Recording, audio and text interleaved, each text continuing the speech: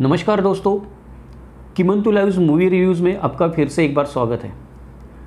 कल से हम टॉप 5 एपिडेमिक्स मूवीज़ का रिव्यू कर रहे हैं। मतलब वो मूवीज़ जो किसी न किसी महामारी के ऊपर बनी है, किसी न किसी विषाणु से फैलने वाले बीमारी के ऊपर बनी है। उसमें से हम टॉप 5 मूवीज़ का रिव्यू कर रहे हैं जो मूवीज़ मुझे टॉप 5 लग रही है। और मैंने ये क्राइटेरिया ऐसे डिफ़ाइन किया है कि कोई भी ऐसी मूवी जिसके सेंटर में वायरस हो, जिसकी स्टोरी के सेंटर में वायरस हो और वो वायरस के इर्द गिर्द घूमती हो और वायरस छोड़ के दूसरी चीज़ों पे ज़्यादा ध्यान नहीं देती हो, ऐसी मूवीज़ मैंने चुनी है। उसमें हमने कल जो मूवी का रिव्यू किया था उसका नाम था कंटेजेंट। वो 2009 में जो फ्लू का आउटब्रेक हुआ था उससे कुछ सबक सीख के या इंस्पायर होकर बनाई गई मूवी थी। और आज जो मूवी का रिव्यू करने वाले उसका नाम है आउटब्रेक। ये कहा जाता है कि 1976 में जो इबोला वायरस का आउटब्रेक हुआ था उस पर इंस्पायर होकर ये मूवी बनाई गई है। अब हम इस मूवी के बारे में जब बात करेंगे तो मैं आपको मूवी का स्टोरी नहीं बताऊंगा या मूवी का पूरा प्लॉट नहीं बताऊंगा, मैं थोड़ा मूवी का समरी बताऊंगा। क्योंकि जब आप ये रिव्यू देखें या मूवी का एक्सप्लेनेशन सुने तो उसके बाद मूवी देखने के लिए आपका इंटरेस्ट ख़त्म ना हो जाए। इसके लिए मैं किसी कैरेक्टर का नाम नहीं लूँगा या फिर ऐसी कोई बात नहीं बोलूँगा जो स्पॉइलर साबित हो और आपका मूवी देखने का मज़ा किरकिरा कर दे। तो मैं शॉर्ट में मूवी का सिनॉप्सिस बताता हूँ कि मूवी किसके ऊपर बेस है और ये मूवी क्यों देखनी चाहिए, उसके बारे में हम बाद में बात करेंगे। मूवी के शुरुआत में ऐसे दिखाया जाता है कि अफ्रीका के किसी जंगल में कोई आदमी किसी एक गाँव में जाके, कोई आर्मी का आदमी किसी गाँव में जाके कोई ब्लड सैंपल कलेक्ट कर रहा है। और वो ब्लड सैंपल कलेक्ट करने के बाद एक आर्मी का हेलीकॉप्टर आता है, यूएस आर्मी का, और उस गांव के ऊपर बम गिरा देता है और पूरे के पूरे गांव को जला देता है। उसमें से कोई नहीं बचता। उसके बाद दूसरे एक सीन में हमें दिखाया जाता है कि अफ्रीका के किसी जंगल में किसी मंकी को पकड़ा जा रहा है। ये जो मंकी है ये कोई स्पेशल मंकी लगता है क्योंकि वो वाइट फेस है और दिखने में भी तंदुरुस्त दिखता है, पर उसको पकड़ा जा रहा है और उसको पकड़ के बाद में स्मगल किया जा रहा है। यहाँ के बाद मूवी आती है यूएस में, वापस अफ्रीका से यूएस में आर्मी के लिए काम करने वाले एक डॉक्टर को बताया जाता है, जो आर्मी में ऑफिसर भी होता है, कि वायरस का आउटब्रेक हो गया है। ये मूवी आती है, पहली जो चीज़ें दिखाई गई थी आपकी वो 1967 की दिखाई गई थी। मतलब वो जो गाँव जलाया जाता है और वो चीज़ें 1967 की। उसके बाद मूवी आती है 1995 में और 1995 में ही ये मूवी पब्लिश हुई है। और मूवी में भी दिखाया गया है कि 1995 में एक डॉक्टर को बताया जाता है आर्मी के कि कोई तो वायरस मिल गया है जो बहुत डेडली वायरस है और अलर्ट का लेवल है वो बहुत हाई है और आपको उस वायरस को पता करने के लिए, एग्जामिन करने के लिए जाना पड़ेगा। तो ये डॉक्टर निकल लेता है, वो वायरस को एग्जामिन करने के लिए जाता है। वहाँ जाके वायरस को एग्जामिन करने के बाद उसको पता चलता है कि ये तो बहुत डेडली वायरस है। तो वो अपने सीनियर को आके बोलता है कि आपको क्या करना पड़ेगा, हाई लेवल का अलर्ट घोषित करना पड़ेगा पूरे कंट्री में, यूएस में, कि ये वायरस यूएस में भी फैल सकता है। तो उसका जो सीनियर होता है ऑफिसर, वो बोलता है कि नहीं, ये अफ्रीका से तो बहुत दूर है, यूएस में तो वायरस आ ही नहीं सकता, क्योंकि वायरस को आने के लिए कोई ना कोई होस्ट चाहिए। तो यूएस में वायरस का आउटब्रेक नहीं हो सकता। पर उसकी बात गलत साबित होती है क्योंकि जो मंकी को अफ्रीका में पकड़ा था वो मंकी को स्मगल करके अमेरिका में लाया जाता है। एक कस्टम का ऑफिसर पैसे देके उस मंकी को छुड़ाता है और मंकी को बेचने की कोशिश करता है। वो मंकी को जब बेचने की कोशिश करता है तो मंकी उस बेचने वाले को थोड़ा सा जख्मी कर देता है और खरोच मार देता है। और वो मंकी एक केला खाता था, वो केला भी वो दूसरे एक मंकी को उधर को खाने के लिए देता है। तो उसके बाद जब वो मंकी को ख़रीदता नहीं, वो दुकानदार होता है, ये सब चीज़ें होने के बाद वो मंकी को ख़रीदता नहीं, तो जो स्मगल करके मंकी लाया था कस्टम से, उस बंदे के समझ में नहीं आता अभी इसका करे तो क्या करे। तो उस मंकी को जंगल में खुले में छोड़ देता है। अब वो मंकी निकल जाता है और जो बेचने वाला था वो प्लेन में बैठ के दूसरे सिटी में निकल जाता है। जैसे ही वो एयरपोर्ट से बाहर आता है, अपने गर्लफ्रेंड को किस करता है, तो वो वहीं पर गिर जाता है। उसमें सारे फीवर और ये सारे वायरस के लक्षण दिखने लगते हैं। कुछ देर बाद उसकी गर्लफ्रेंड का भी वही हाल हो जाता है। इधर पे जो दुकानदार था जो मंकी को ख़रीदते वक्त ज़ख्मी हो गया था, उसका भी वही हाल हो जाता है। और देखते ही देखते पूरे शहर में, वो जो शहर दिखाया है वो शहर में मौतें होने लगती हैं। तो अब जो ये साइंटिस्ट था जो उधर पे सर्वे करने के लिए गया था, एग्जामिन करने के लिए गया था अफ्रीका में, वो उसको पता चल जाता है कि वायरस की वजह से ही चीज़ें हो रही। वो उसके सुपीरियर आर्मी ऑफिसर को बोलता है कि अभी भी टाइम है, आप हाई अलर्ट घोषित कर दो, पर वो वैसा करने से इनकार कर देते हैं। उसके बजाय आर्मी आती है और आर्मी आने के बाद वो शहर को पूरे घेर लेती है और पूरे शहर को क्वारंटाइन कर देती है, जो छोटा सा शहर होता है उसको, ताकि शहर से बाहर कोई ना निकले और वायरस कहीं पे बाहर चला ना जाए। इसके बाद पॉलिटिक्स चालू होता है, जैसे हमेशा होता है हर चीज़ में, और यूएस के प्रेसिडेंट को बताया जाता है कि ऐसी ऐसी चीज़ है, लेकिन उनको भी पूरी जानकारी नहीं दी जाती, आधी अधूरी जानकारी दी जाती है और उनको डराया जाता है कि अगर वायरस बहुत डेडली है, फैल गए तो पूरे अमेरिका में 36 घंटे में फैल जाएगा, 48 आवर्स में फैल जाएगा। तो वायरस को अभी फैलने से रोकने के लिए एक ही रास्ता है, वो रास्ता ये है कि जो शहर में ये वायरस फैला है उसके ऊपर बॉम्ब गिरा देना है। कुछ लोग ये बॉम्ब गिराना चाहते हैं क्योंकि वो इस वायरस का बायोलॉजिकल वेपन की तरह यूज़ करना चाहते हैं और दुनिया को ये पता चले कि ऐसा कोई वायरस है, ये वो नहीं चाहते। उसके लिए वो पूरा शहर ही ख़त्म कर देना चाहते हैं। तो बाद में typical Hollywood style action drama, politics, वो हेलीकॉप्टर्स और चेसिंग, ये सारी चीज़ें हो जाती है। और जो साइंटिस्ट होता है उसकी वाइफ भी इन्फेक्ट हो जाती है वायरस से, उसका एक कलीग है वो भी मर जाता है वायरस के इन्फेक्शन की वजह से जब वो चेकिंग करते हैं उसका। तो जब उसकी वाइफ इन्फेक्ट हो जाती है तो अभी उसको वाइफ को बचाने के लिए वैक्सीन बनाना है। तो पहले से एक वैक्सीन बनाया हुआ होता है वो वायरस के लिए, पर वो काम नहीं करता। तो अभी उसको पता चलता है कि वो मंकी जो खुले में घूम रहा है उसके शरीर में ये वायरस की एंटीबॉडीज़ रहेगी। ये अगर ये वायरस मिला दी जाए इसमें वैक्सीन में तो हो सकता है शायद उसकी बीवी बच जाए, और अगर ये वैक्सीन काम कर जाए तो हो सकता है पूरे शहर के लोग भी बच जाए और बॉम्ब गिराने की नौबत नहीं आएगी शहर के ऊपर।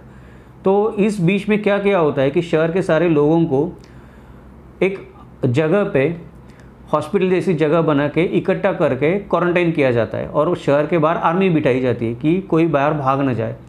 लोगों में मौतें होने शुरू हो जाती है और धीरे धीरे देश के अलग अलग हिस्सों में भी मौतें होने शुरू हो जाती है। अब ये साइंटिस्ट होता है उसके सामने ये बहुत बड़ा चैलेंज बन जाता है कि पहले तो वो मंकी को ढूंढो, मंकी के ढूंढ के एंटीबॉडीज़ निकालो, एंटीबॉडीज़ निकाल के अपने वाइफ के लिए वैक्सीन बनाओ, उसको दे दो, उसके ऊपर टेस्ट कर दो, और ये सब उसके ऊपर बॉम्ब आके गिरने से पहले, शहर के ऊपर बॉम्ब आकर गिरने से पहले उसे ये सारी चीज़ें करनी होती।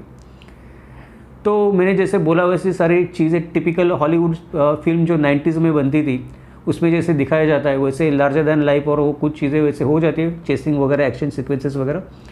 पर अंत में वो मंकी को पकड़ लेता है, मंकी मिल जाता है, उससे एंटीबॉडीज़ मिला के वैक्सीन में डालता है, अपनी बीवी को बचाता है और सिटी को भी बचाता है। और जो मिलिट्री ऑफिसर वो बॉम्ब डालना चाहता है सिटी के ऊपर, उसको भांडा फोड़ कर देता है और प्रेसिडेंट को बता के उसको अरेस्ट करवा देता है। तो यहाँ पे मूवी ख़त्म हो जाती है। तो अब आप बोलोगे कि ये मूवी में ख़ास क्या है? ऐसे तो कोई ख़ास नहीं है। और अगर आप इस मूवी के रिव्यूज़ भी देखोगे, आप जो रिव्यू साइट है उसमें भी आप देखोगे तो वो 6.4 या 6 के ऊपर रिव्यूज़ नहीं है।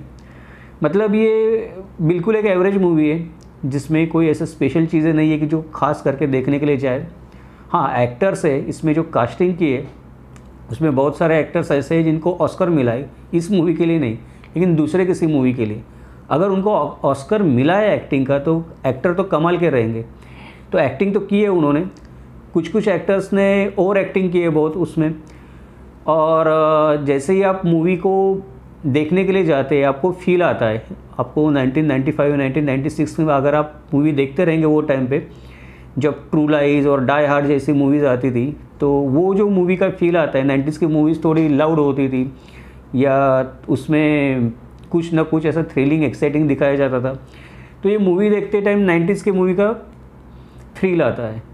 ये ज़्यादा रियलिस्टिक नहीं लगती, इसके लिए मैंने ये मूवी को 2 नंबर पे लिखा है, 1 नंबर पे नहीं रखा है। मेरे टॉप 5 के काउंटडाउन में ये मूवी को 2 नंबर पर रखने का कारण ही यही है, क्योंकि कल की जो हमने मूवी 1 नंबर की देखी थी कंटेजेंट, वो बहुत रियलिस्टिक लगती थी और उसके जो सीन्स थे वो आज जो कोरोना वायरस के हमारे आजू बाजू में घटनाएं घट रहे उससे बहुत मिलते जुलते हैं। वो ज़्यादा मूवी धीमे गति से चलती है, सीधे गति से चलती है, लेकिन रिलेट करती है आजकल के अपने सीक्वेंसेस से और ज़्यादा रियलिस्टिक लगती है, इसके लिए उसको मैंने 1 नंबर पे रखा। और ये मूवी थोड़ी सी फिल्मी लगती है और अगर आपने 90s की मूवी देखी तो आपको 90s की मूवीज़ जैसे लगने लगेगी, इसके लिए मैंने इसको 2 नंबर पे रखा है।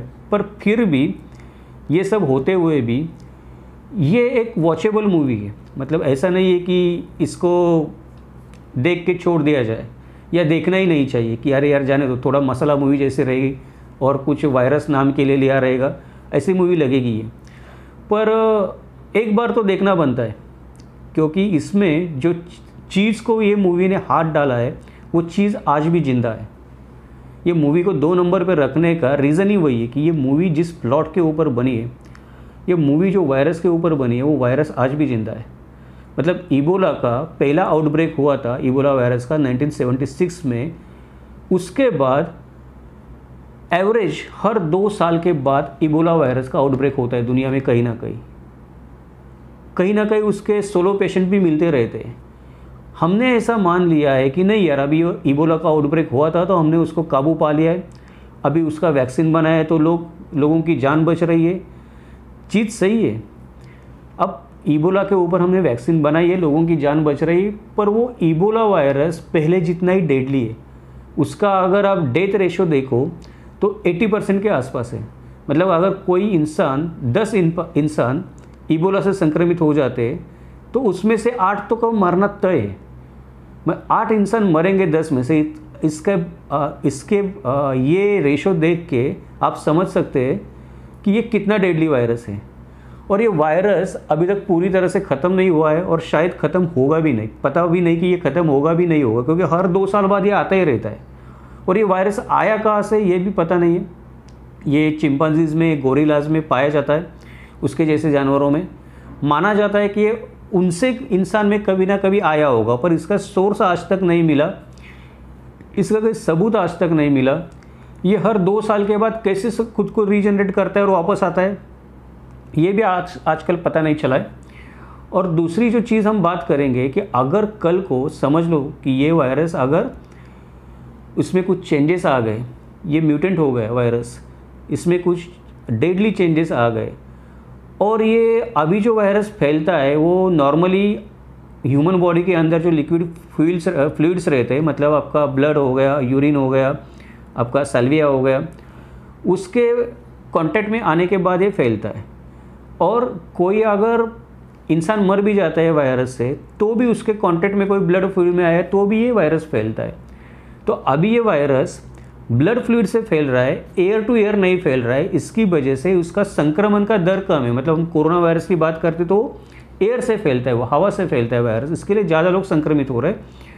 लेकिन कोरोना वायरस का डेथ रेशो कम है। मतलब अगर 10 लोग कोरोना वायरस से संक्रमित होते हैं तो उसमें से 7 लोग अपने आप ठीक हो जाते हैं, उनका इम्यून पावर अच्छा हो तो।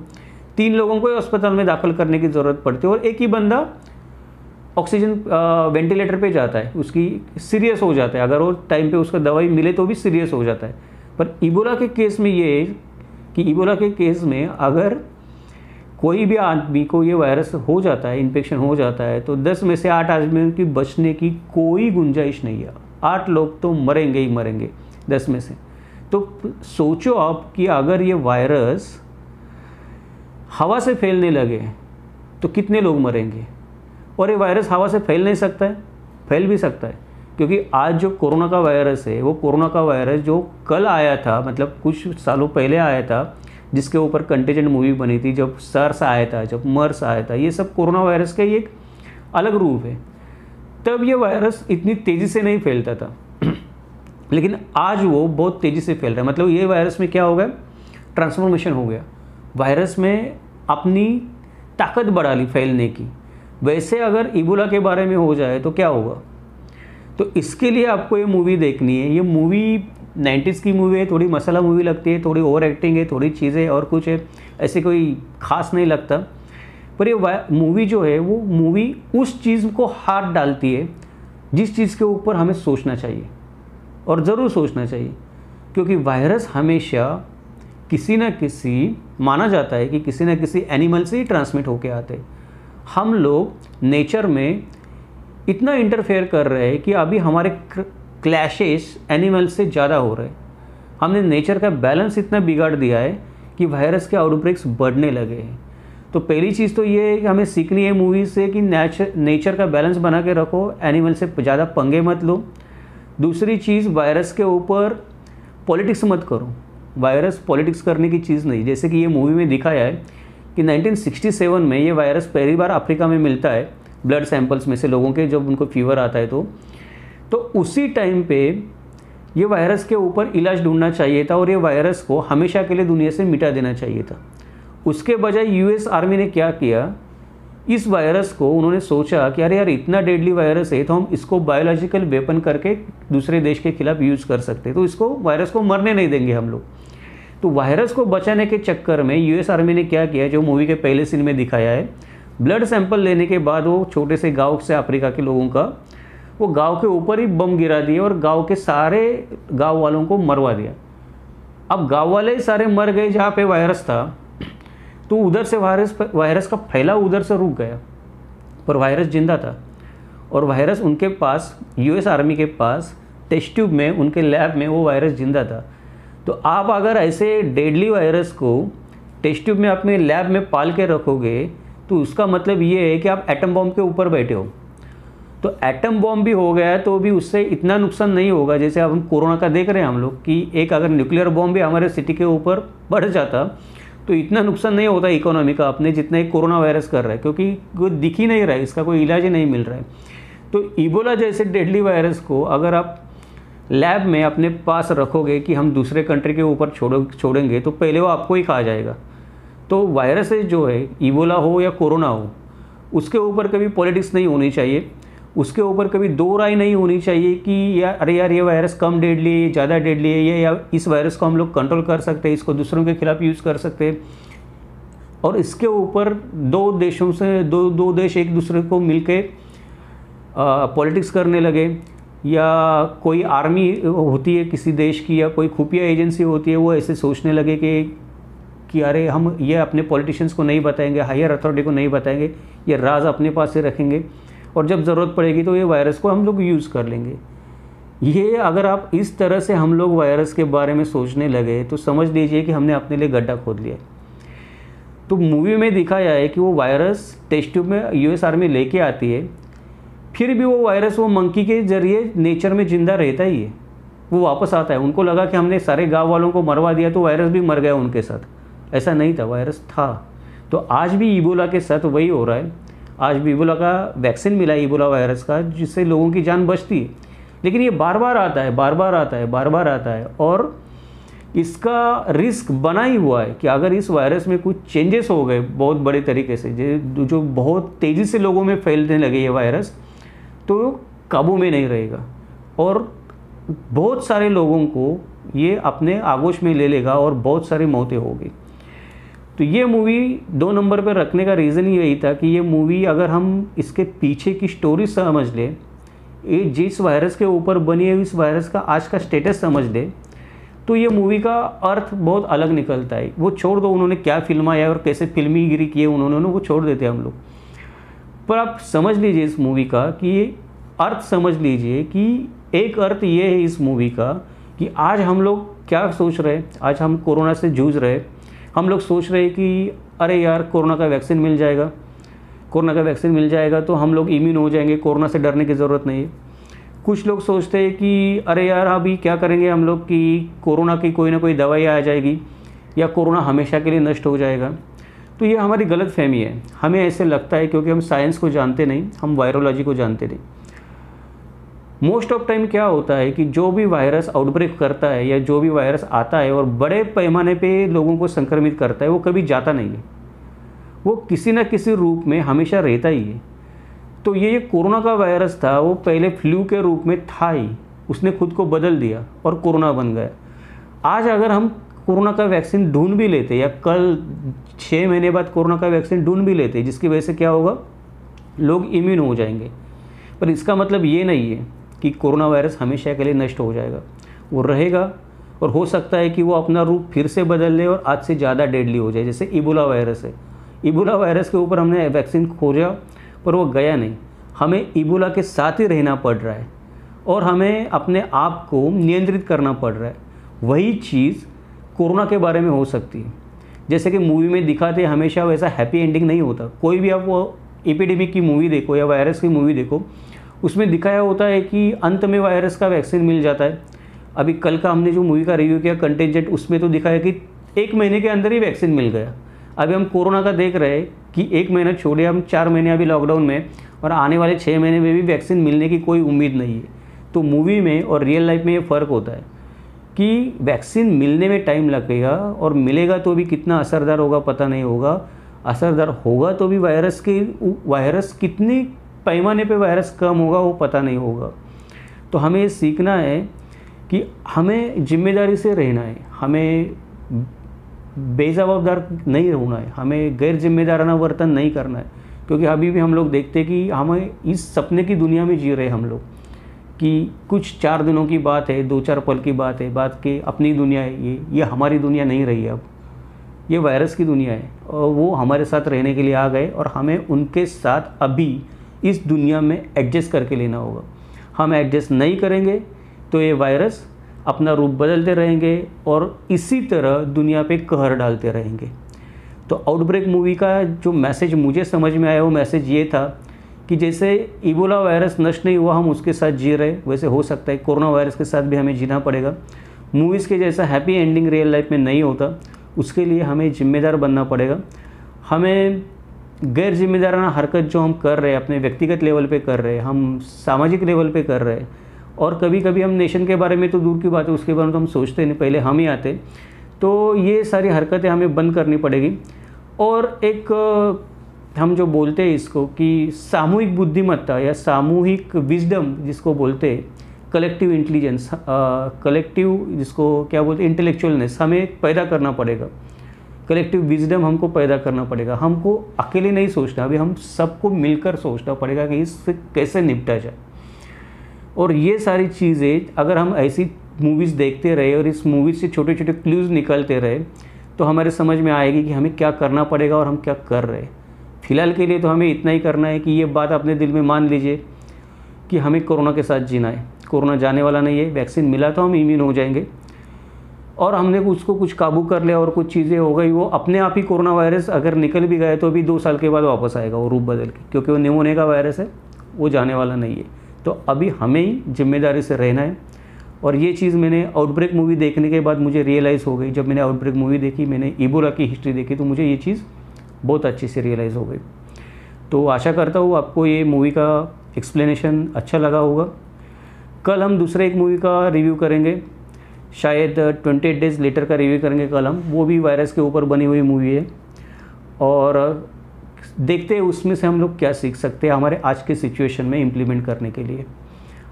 ये मूवी का रिव्यू आपने सुना, एक्सप्लेनेशन सुना। आपको अगर कुछ और मुझे बताना हो, या आपको कुछ बात मेरे से रह गई हो बात करने के लिए, या आपको कुछ अलग क्लू मिले, आप ये मूवी ज़रूर देखिए।